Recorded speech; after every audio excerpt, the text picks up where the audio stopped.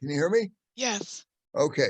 Scott Tennent, who's our speaker today, is the Chief Communication Officer at the UCLA Hammer Museum. He joined the Hammer in 2018, and he oversees all facets of communications for the museum. He has many things he's done since he's been there, but he has overseen the launch of the Hammer Channel, which maybe he'll tell us a little bit about today. It's a website offering more than 1,000 videos of Hammer programs from 2005 to the present. Prior to joining Hammer, he has quite a resume. He was the Director of Advancement Communications at the Smithsonian Institution in Washington, D.C. Prior to that, from 06 through 15, he was the Director of Executive Communications at LACMA, LA County Museum of Art. Scott is also on the board of Fulcrum Arts, which is an organization that champions creative and critical thinkers at the intersection of art and science. That could be a very good topic for a future meeting. Anyway, Scott will need to have the screen shared. So can you do that for him? And I see Scott there right now, and I'm delighted to be introducing Scott Tennent. All right. Thank you, John, and thank you everybody for having me. I'm really pleased to join you all today, and really, glad to be here and tell you a little bit about the Hammer Museum. Let me try and do a little screen share here. I've got a presentation, mostly just pretty pictures. Let's see, give me 1 second here. No. And let me bring this into slide view.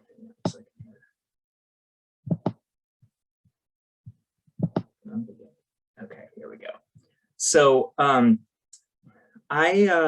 am going to just talk for a few minutes and give you a little bit of a crash course in the Hammer Museum. I'm not sure how many of you have had a chance to ever visit the museum. And I wanted to just give a quick little overview of the past, present, and future. We've been around for about 30 years, a little over 30 years, and have a lot in store coming soon, as well as a lot happening even just right now this year. So I'm just going to dive in and give you a little lesson in the Hammer Museum. Here's a little picture of, this is more or less what we look like now. We've come a long way. This is what we looked like when we first opened. We opened in 1990. As John mentioned, we're part of UCLA, but we didn't start that way. Originally, the museum was founded by Armand Hammer, who was the chairman of Occidental Petroleum, whose offices were right here in Westwood. And he had been a trustee at the LA County Museum of Art for many years. And at some point in the late 80s, he had decided to discontinue that relationship, and he had a really amazing collection. He decided to open his own museum.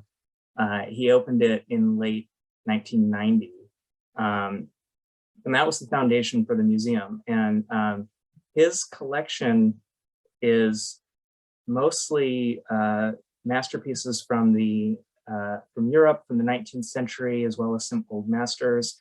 I'm just going to quickly scan through a few of the major paintings which are on view in our galleries now, which come from his collection, which founded the museum. So we've got a couple of really wonderful paintings by Rembrandt from early in his career and also later in his career. Pause here. John Singer Sargent, Toulouse-Lautrec, Vincent van Gogh,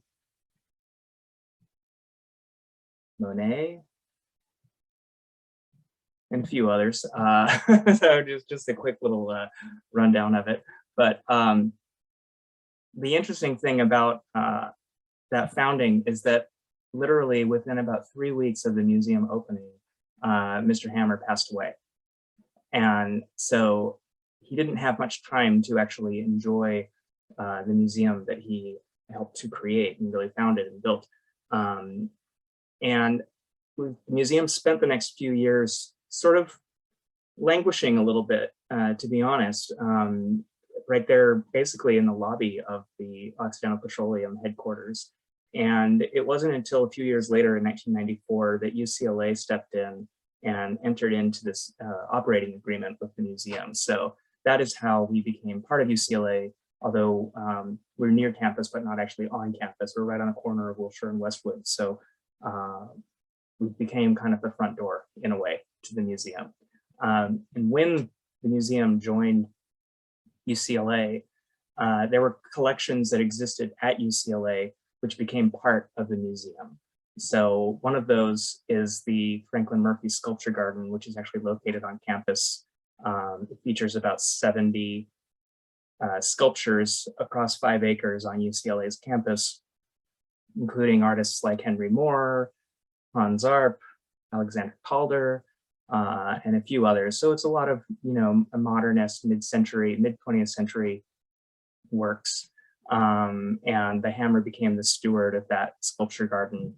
And we also received a collection that was gifted to the university in 1950s by a German emigre named Fred Grunwald, who had come to the States in the 50s and was a passionate collector of works on paper. So works on paper are drawings, lithographs, and in the modern era, photographs also count as works on paper. They're a lot more sensitive to light than other, paintings and sculptures and things, so they don't come out on view quite as often. But his collection is really outstanding. It's about 45,000 works, ranging from the Renaissance up to the present day. We continue to acquire works on paper for the museum, so even up to recent years, we're still continuing to acquire. And so these works are, for instance, the great artist Albrecht Dürer, Hendrik Goltzius, Cézanne, Edvard Munch, really some really terrific works. And those have been part of the collection as well. And that was sort of, as of the early mid-90s was really the foundation of the museum. For those of you who may have been to the museum recently and walked through, you'll see the Arm & Hammer collection is always on view. But you might also realize that the museum really specializes now in contemporary art, works that are made really within the last 20 years, if not this year, often. So, and that is largely due to our director, Anne Philbin. She came to the museum in 1999 and has been leading the charge at the Hammer ever since. And she really brought a lot of vision to a museum that, as I had mentioned, sort of was didn't have a lot of direction in its early founding, just because of the way that it started. So Anne Philbin came from New York. She had been the director of a museum in New York called the Drawing Center for many years. And when she came to Los Angeles, at the time, she realized that although LA had, 5 acclaimed art schools, so everybody who really is learning about art in the university setting is often doing it right here in Los Angeles. And we also had a number of museums like LACMA and MoCA and the Getty. There still wasn't really a world-class museum in Los Angeles that specifically gave a platform for artists from LA. LACMA, a wonderful museum, presented contemporary art, but often looking at it from a more international standpoint. And likewise with the Museum of Contemporary Art downtown, tended to bring in artists from elsewhere to present their works. And so when Anne Philbin came, we really started looking in our own backyard and who were the artists making work here in LA that we could present. And so the way we did that was introducing a couple of series of exhibitions. One was called Hammer Projects. These are smaller galleries that we would give over to an artist, many of them making their first museum exhibition, going on since then to have really amazing careers and becoming, you know, a major force for contemporary art now. And this is a series that has been going on since about 2000 and continues up to this year and will continue well into the future. We also created these exhibitions, which at the time the Hammer called invitationals, which were big group exhibitions of artists from Los Angeles. And these shows also were kind of launching pads for a lot of artists from this city. And that eventually blossomed into a series of exhibitions, which now the Hammer is very known for on an international scale. And those exhibitions are called Made in LA. And this is a show that every 2 years, the first one I think was in 2012, we bring together one exhibition that takes over our entire museum, usually presents around 30 artists, and it's all artists who are based in Los Angeles. And really, again, has become a major launching pad for a lot of really great artists who are making work today. The most recent Made in LA was technically called Made in LA 2020, but for reasons I'm sure you can guess, we didn't actually present the show until 2021. And this was in conjunction with the Huntington in Pasadena. We presented the show in both locations. So it was a really expansive exhibition and was very acclaimed. The artist, you can see this painting with the eye in it, just to single out one artist. His name was Mr. Wash. And he actually has a very amazing story. He's worth looking up. He was wrongfully accused of a crime about 20 years ago and was sent to prison and learned to paint while in prison, serving a very long sentence. And toward the end of President Obama's administration, Obama commuted Mr. Wash's sentence and freed him. And he has been just making work, you know, all throughout that stay and since then, and has really become quite a force in the art world. He's really an inspiring guy, somebody who really has taken, you know, a hard life and turned it into something really, really beautiful. So I recommend you look up a little bit more about him if you have a chance. So these Made in LA biennials have become a thing that every 2 years, you know, journalists, other artists, people from around the world all come to Los Angeles just so they can see what's happening. It's become this sort of symbol of kind of the state of the art world in Los Angeles. And LA has since become, not simply because of the Hammer, but the whole community of the art world in Los Angeles has really risen to a global status in the last 15, 20 years. And part of that is thanks to Made in LA. It's also thanks to things like the Getty has created these exhibitions called Pacific Standard Time. I'm sure some of you have been to LACMA and seen the way that that museum has transformed.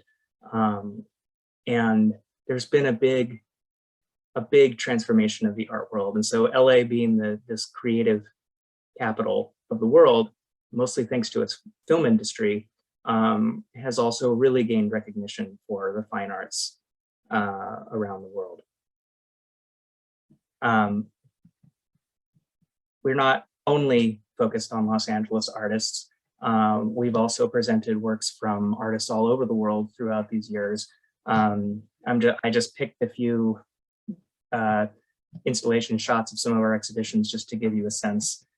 This was the first exhibition that Ann Philbin curated for the show, for the museum, after she got here, by an artist named Lee Bontico. Now Dig This was a survey of African-American artists from Los Angeles from the 1960s to the 1980s. It was a real contribution to scholarship around art of the last 50 years. It was part of the original Pacific Standard Time series of exhibitions that happened back in 2011. It was sponsored by the Getty.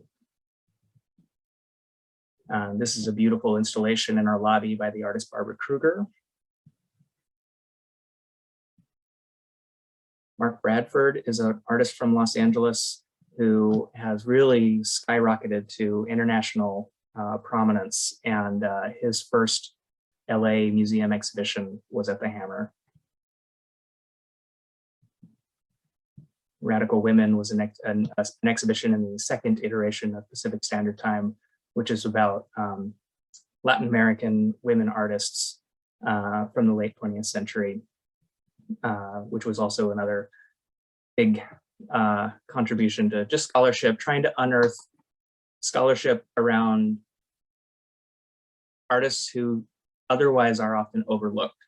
The Hammer is all about not really focusing too much on the Andy Warhols of the world. We all know who Andy Warhol is. The Hammer doesn't need to put on another Andy Warhol exhibition. We're looking for the artists who haven't gotten their due yet, or are just emerging, and are looking for that chance to shine. Another artist, Adrian Piper. This was an exhibition that we co-organized with the Museum of Modern Art in New York. So the exhibition opened at MoMA in 2018, and then came to the Hammer. And this was an exhibition, this was one of the last exhibitions we presented in our galleries before the COVID pandemic set in. This is by an artist, Larry Pittman, who is, for many years, has been a professor at UCLA and a major part of the LA art world as well. And then bringing us up to present day, we have two exhibitions on view right now. One of them is called Witch Hunt, and is an international survey of women artists working through loosely defined feminist artworks. And then another exhibition is called No Humans Involved, which is an exhibition of 7 young artists and collectives, all artists of color, talking about this idea of humanism and what that means. The title, No Humans Involved, comes from a police code that used to be used by the LAPD in the early 90s, and maybe before that, I'm not sure, but where if a crime was committed and involved people who they felt didn't require any kind of follow-up investigation, so perhaps prostitutes or drug dealers or anything like that, they would use the code No Humans Involved, which meant no need to follow up anymore about this. And so kind of took that idea, and the artists have all kind of grappled with that theme, and that's what this exhibition kind of deals with. So I hope I'm not moving too fast through this, but we'll have time for questions once I'm done. But in addition to our exhibitions, the Hammer is also very well known for its public programs. And unlike a lot of other museums around the country, we do many more programs beyond just programs relating to what's on view in our galleries. I think we think of ourselves as being part of UCLA, and anything under the purview of UCLA falls under our purview as well. So again, pre-COVID and coming soon, any night of the week, you'll come into our theater and you'll find people talking about politics, current events. You'll see poetry readings, you'll see film screenings, and the directors will be there on hand to talk about them. Conversations around the environment, around architecture and urban planning. Really, I think we think that art does not exist in a vacuum. Artists don't make art just for the sake of making art. They're doing it oftentimes in response to the world around them. And so we really look at our public programs as a way to illuminate the world around us. We're also known for a lot of our film screenings, in addition, our own films as well, our own film series, as well as the UCLA Film and Television Archive screens their films in the Hammer's Billy Wilder Theater. Every year we do a series in partnership with MoMA called The Contenders, where the film curators from MoMA will kind of identify what they feel like were the best films of the year. We present them in our theaters with the actors and with the film directors, usually right in advance of when you see all the Academy Award nominations. So it's a bit of it's a fun little game to see if our curators predicted who might wind up nominated for Oscars. That series has taken a break for the last couple of years, but we're glad to hear that in January that will be coming back. So it's going to be really among the first programs we bring back into our theater since the pandemic in 2020. And then, as John mentioned in his intro, you know, during the COVID pandemic, when our galleries were closed for almost, actually just over an entire year, the museum was closed to the public. And we, like many other museums, really shifted to presenting our programs online. And luckily, the Hammer had a bit of a head start on that because we've always been filming and presenting our programs in our theater to an online audience. And so a few months ago, back in April, we launched a new website called Hammer Channel, which gathers all of these videos and programs with people. If you can see in this screenshot, you might recognize a few of them. I see Frank Gehry, the architect. I see Jane Fonda, Neil deGrasse Tyson, Barbara Boxer, Jonathan Gold, and many others. This website presents all of these videos in one place in a searchable way. So, you know, like, I think one of the nice things about it is that, say you're searching for information about Frank Gehry, you can search him in our website and you'll find not only every time he's spoken at the Hammer Museum, but also anytime anybody has ever spoken about him at the Hammer Museum. And you can go straight to, you know, 30 minutes into somebody else's program, and that's the moment when they were talking about Frank Gehry, and you can find that section. And so for not just the general public, but for scholars and for students who are really using the museum's collections for their research, now they can use our programs for their research as well.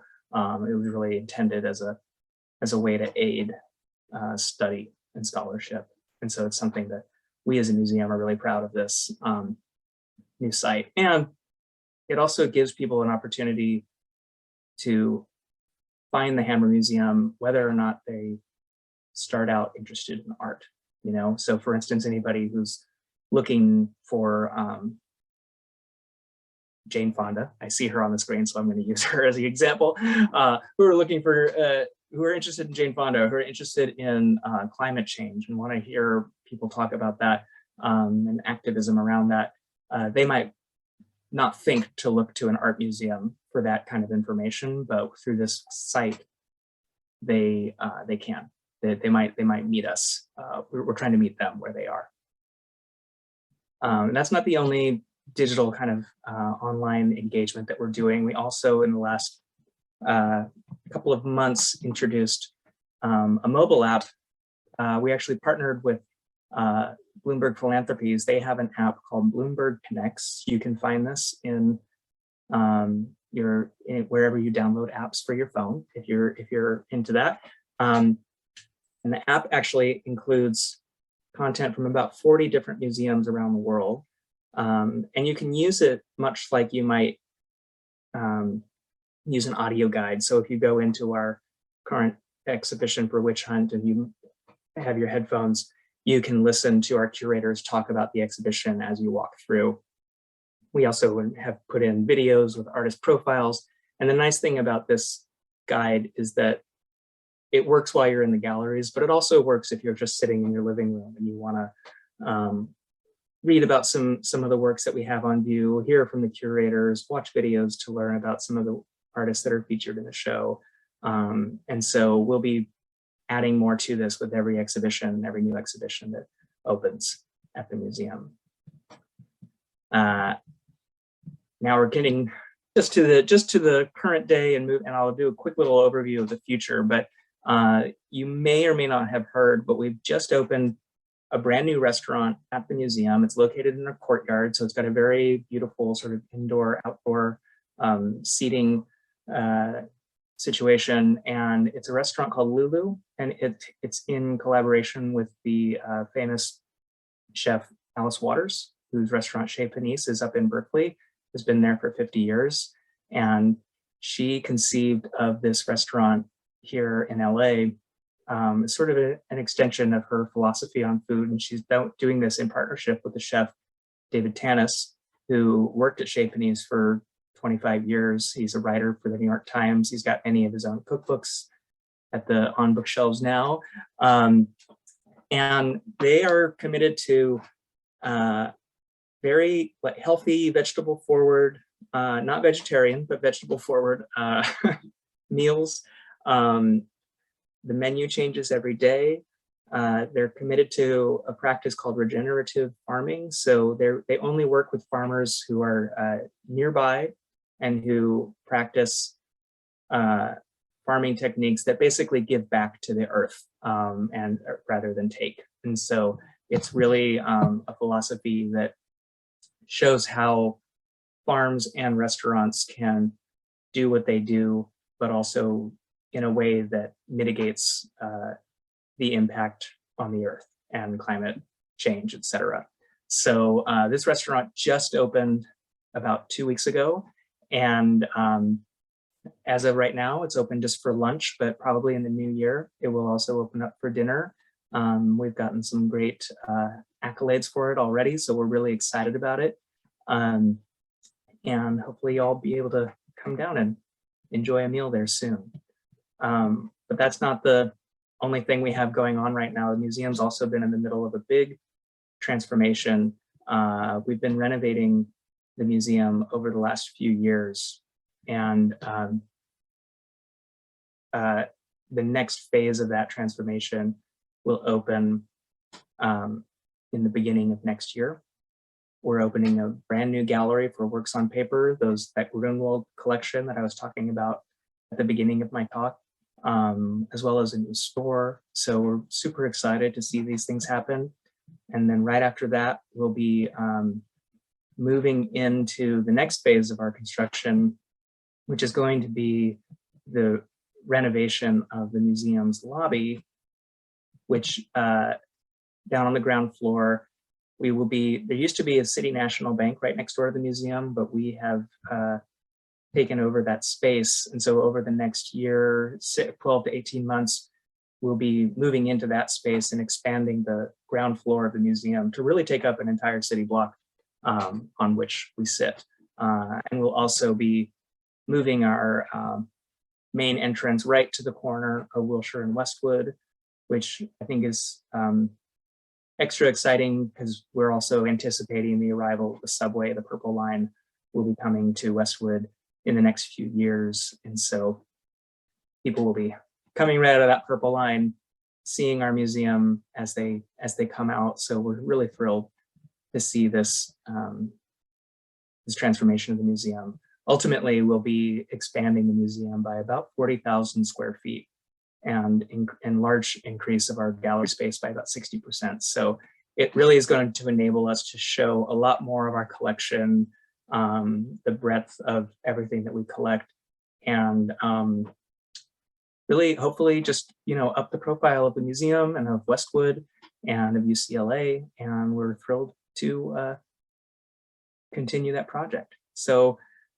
I just whizzed through 30 years worth of the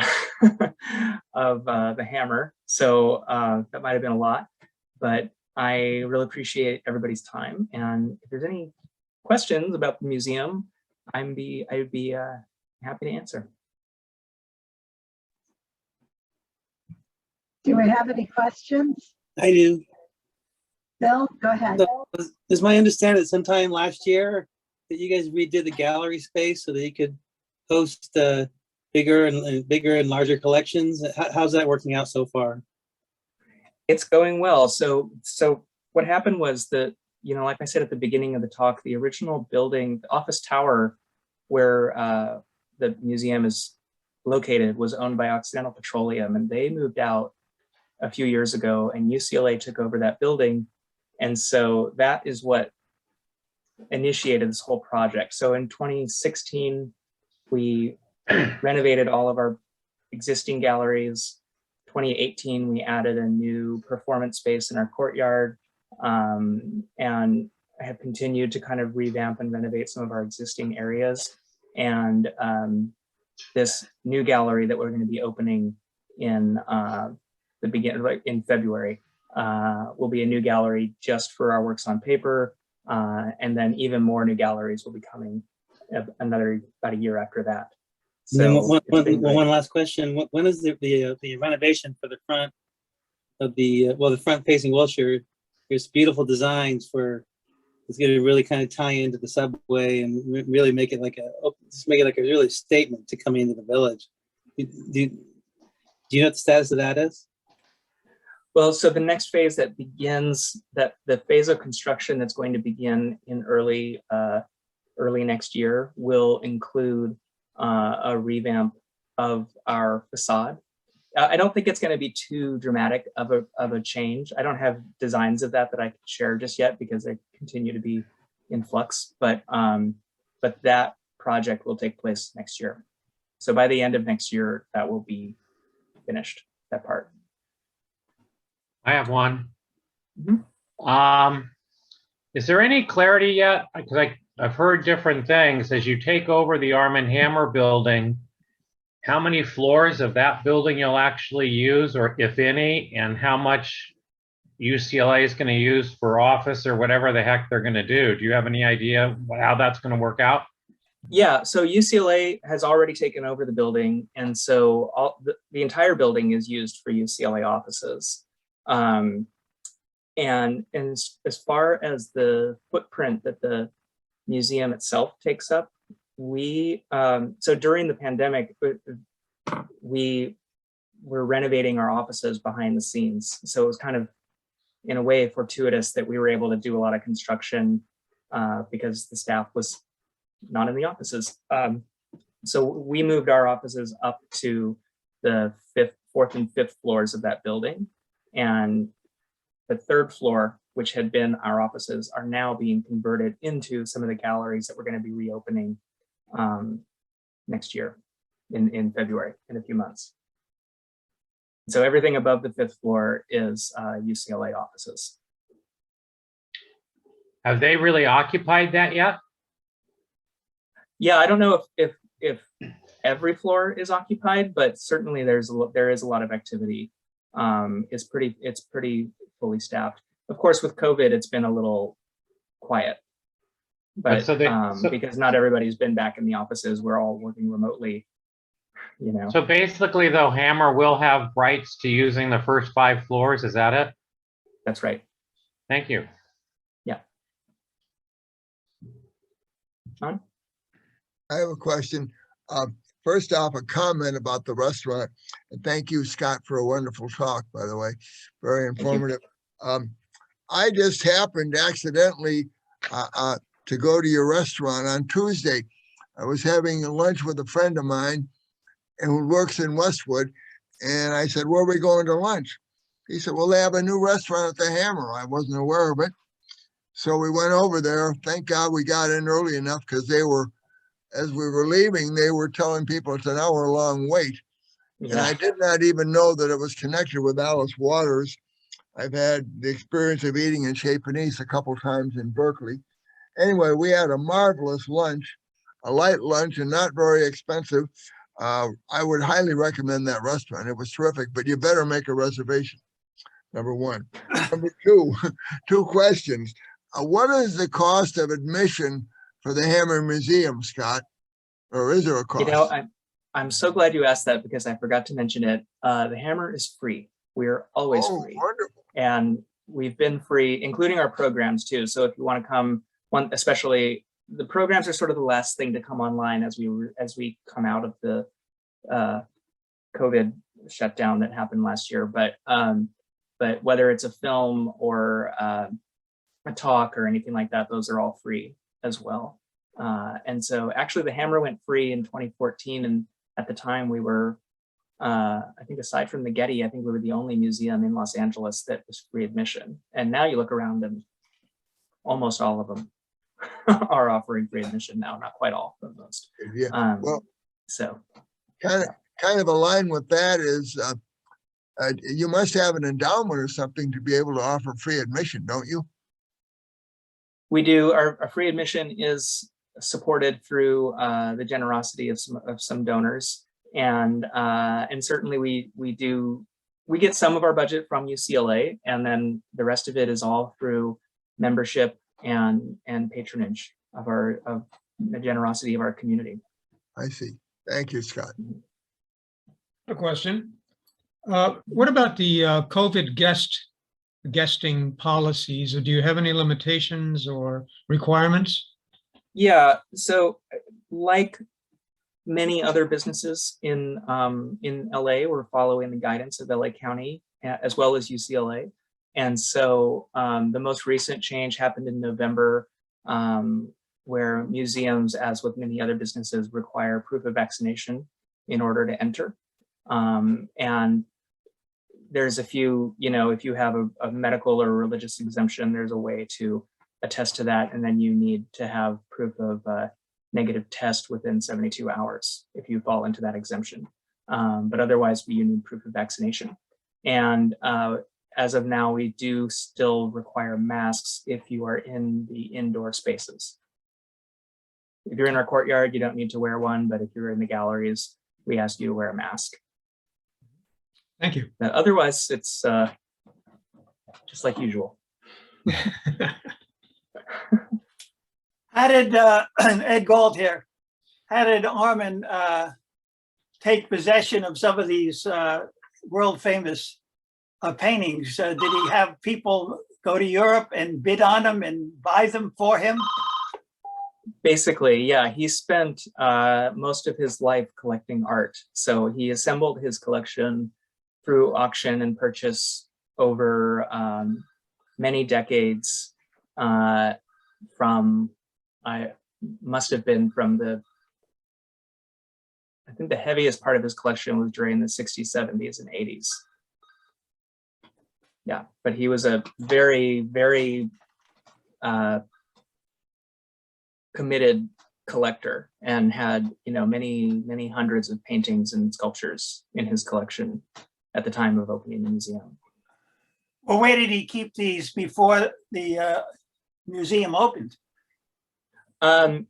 He kept some of them in his home, and he, for many years, was a trustee at the LA County Museum of Art. So many of these works were on view in those galleries during that time.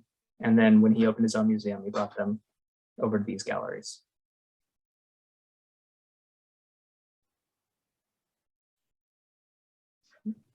Any other questions? Michael?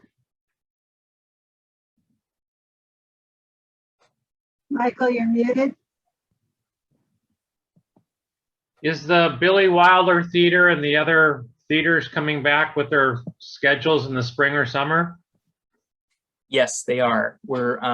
So the UCLA Film and Television Archive is now back to presenting their screenings on the weekends, on Fridays and Saturdays. We will come back, the Hammer will come back with to start with some film screenings in January, part of our Contender series.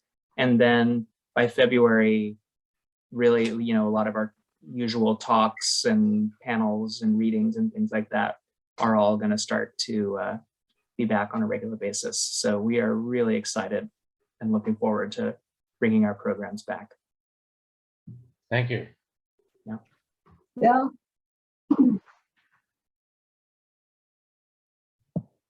Okay. Any other questions? No? Well, Scott, thank you so much. This has been very fascinating.